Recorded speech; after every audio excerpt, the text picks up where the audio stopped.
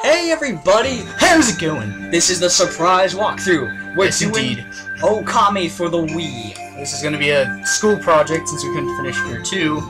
So we're just gonna, you know, do this. We will finish that one soon. Yes, sometime. We'll finish it. Because we're almost near the final interval. Indeed. So let us start this game. Oh yeah, I played. Presents from Ishun. Presents from Isun. I've played this before on the PS2 and the Wii version, but I don't remember much.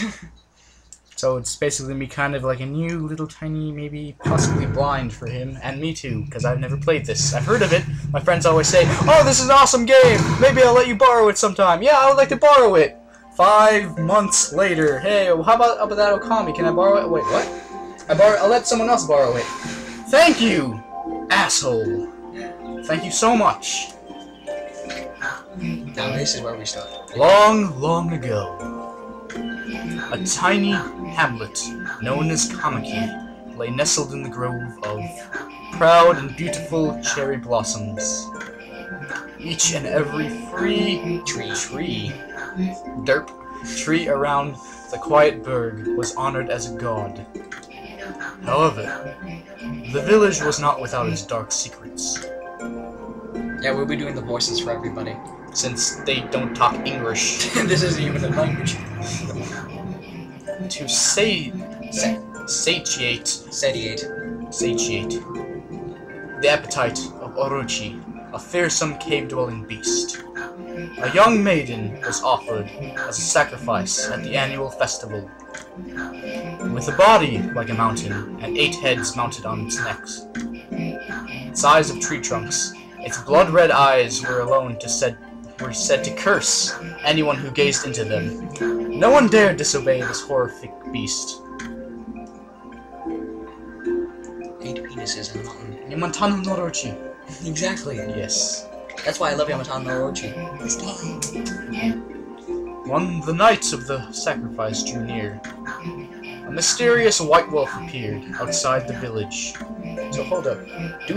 So if this has something to do with Yamato no Orochi, does this mean that we summon Susanoo or something like that to kill it? You'll find out.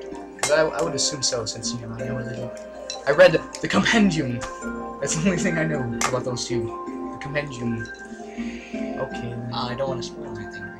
Okay, fine. This wolf. I'll just let you know. Susanoo is in the game. Okay. This wolf, its coat as brilliant as snow, was dubbed Shirainu. The wolf kept a watchful eye on anyone who ventured outside the village, and made a habit of patrolling the streets at night. People assumed the wolf to be a familiar of Orochi. I thought he was Orochi's friend. No. Familiar. Yes, I know what a familiar is. I know people who are like, what the fuck is a familiar? Does it mean family? One villager took it upon himself to face the fearsome Shirainui. The warrior Nagi attempted many times to challenge the wolf, but his attempts were thwarted by Shirainui's swift movements.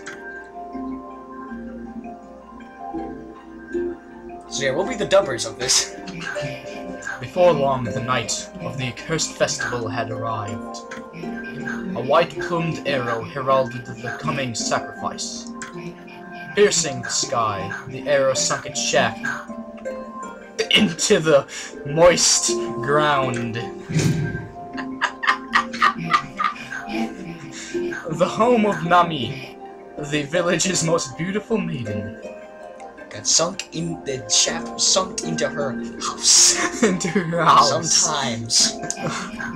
Nagi, harboring a secret love for Nami, was enraged by the sign. Curiosity killed the maiden's head. Determined to put an end to Orochi once and for all, Nagi traveled to the beast's cave in place of his beloved, and then proceeded to fuck it blindly. The Moon Cave, a place of dark and evil itself, served as Orochi's home. As Nagi stood bravely before the entrance, a beast appeared, eyes glowing crimson, upon eight thrashing necks. They looked like 3. Orochi stood tall before him, anxious for another sacrifice. Nagi leapt with incredible grace, swinging his blade valiantly. Swinging his blade, huh? Playing Legend of Zelda. Playing Persona 3, huh? On and on he sliced, well into the moonless night. But Orochi's hide was like steel. The blade left nary a scratch. Bitch be fucking armor scaled. Armor scale. Snake. Fucking Orochimaru stuck steroids up his ass. Indeed. At long last, Nagi, his energy spent from the intense battle, dropped to his knees, fatigued and gaping for breath. He knew he was staring death in the face. It's like, bitch, come at me! It was then the wolf appeared. As if to protect Nagi, it stood at its ground before Orochi. In the darkness of the cave, the wolf's coat shone brilliantly. Alas, it was Shiranui, the wolf that dwelled outside the village. Bearing its fearsome claws, Shiranui leapt toward Orochi. Orochi reared its terrifying heads, readying its fangs for battle. The two beasts struggled wildly, like people in bed, thrashing in the darkness like people in bed.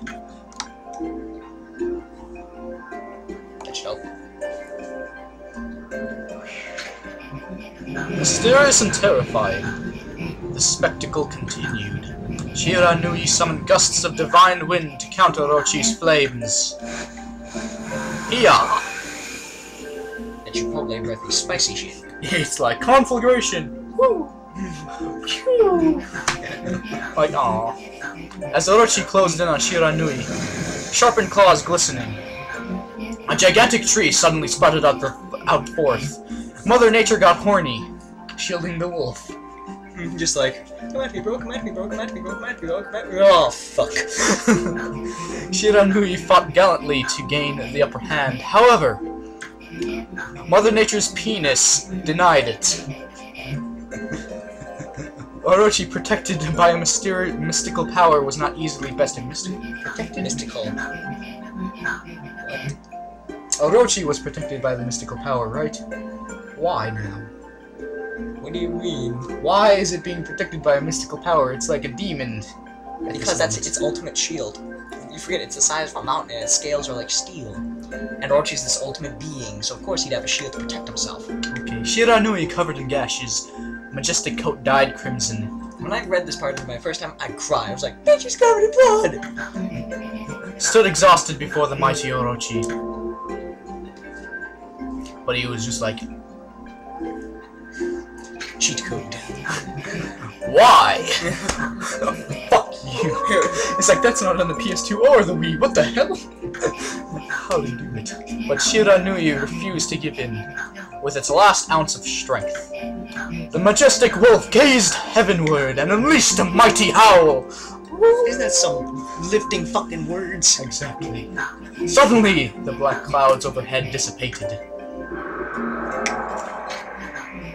and Nyx fell from the sky, and was like, "What it be, bitches? What it be?" The light above glinted off Nagi's sword as a beacon of hope. You're gonna love the sword's name. Gonna sound very familiar. Guided by his sword, Nagi, who had been taking shelter in the shadows, stood proudly to face his adversary, channeling all his strength into his sacred and battered arms. Starved and battered. Whatever.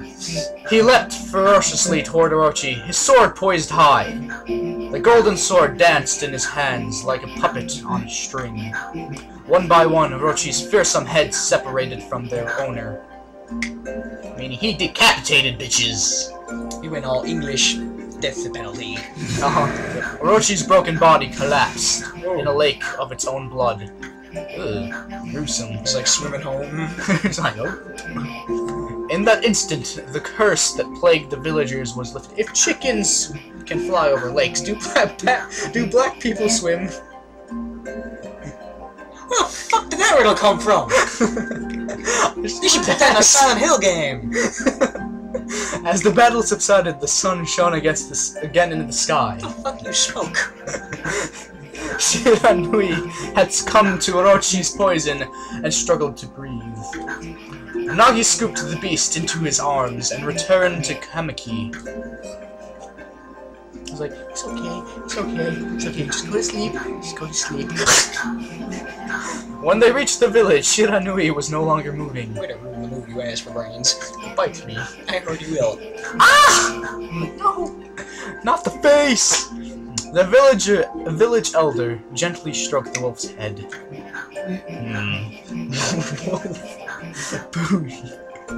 In response, Shiranui let out a hoarse and pitiful bark.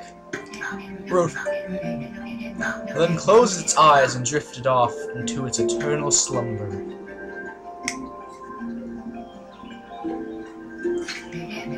Peace had last returned to Kamiki village. In honor of Shiranui's heroic exploits, the villagers erected a shrine and placed a statue of the wolf within it. Nagi's sword was christened Tsukiyomi! Tsukuyomi. And placed inside the moon cave, just like Susanoo's sword. Tsukiyomi. So this is basically like a story of how, of Susanoo and Orochi, only told with different characters. They really, you're gonna love the story, just that. But yeah, basically. Okay.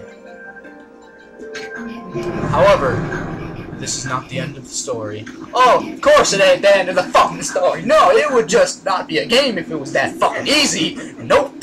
You gotta do more shit. You gotta put that key in this hole. You gotta find this bitch. You gotta save this woman. You gotta make this baby. You lock that door.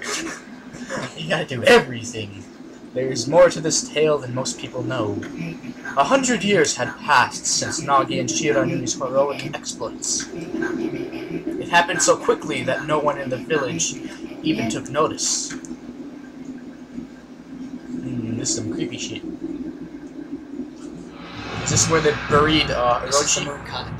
This is where Orochi lived. This is the moon cave. I thought this would be where they buried it. Is this the legendary sword? Is this Tsukuyomi, the sword that banished the dreaded Orochi? Can you turn it down? That is loud. Yeah.